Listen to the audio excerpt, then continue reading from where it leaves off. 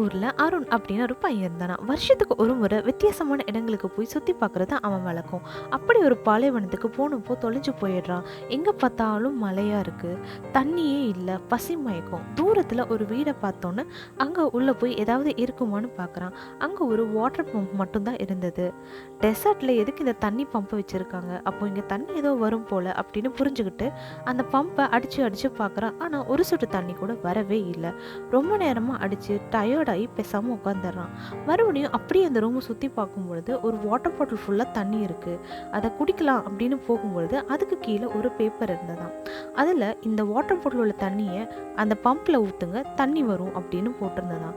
ஆனால் இதுக்குள்ளே ஊற்றியும் தண்ணி வராட்டி நம்ம பசியாலையும் இந்த தாகத்தாலையும் செத்துட வேண்டியதான்.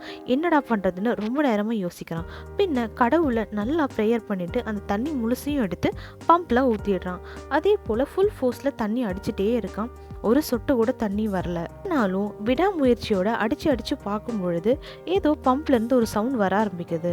கொஞ்ச நேரத்திலே ஃபுல் ஃபோர்ஸில் தண்ணி வந்துடுது. அகெயின் அந்த வாட்டர் பாட்டிலில் ஒரு தண்ணியை ஃபில் பண்ணி வச்சுட்டு அவன் அந்த பேப்பரில் ஒன்று எழுத ஆரம்பித்தான். நிஜமாவே இந்த பாட்டிலில் தண்ணி ஊற்றி அடிங்க, கண்டிப்பாக தண்ணி வரும் அப்படின்னு எழுதினான். So hope. இதுதான் நம்ம வாழ்க்கையை அடுத்த கட்டத்துக்கு நகர்த்திட்டு போகுது. ஸோ நம்ம லைஃப்லேயும் அடுத்து என்ன பண்ணுறது அப்படின்னு தெரியாத போது கண்ணை மூடிட்டு கடவுள் மேலே பாரத்தை போட்டுட்டு ரிஸ்க் எடுங்க. அந்த ரிஸ்க்லையும் நம்பிக்கை வைங்க, 100% சக்ஸஸ் கிடைக்கும்.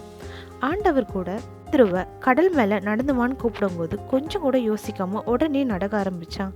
அவன் தண்ணியில் மூழ்காமல் நடந்து போனான். ஜீசஸை 100% நம்புங்க, 100% சக்ஸஸ் நிச்சயம். ஆமீன்.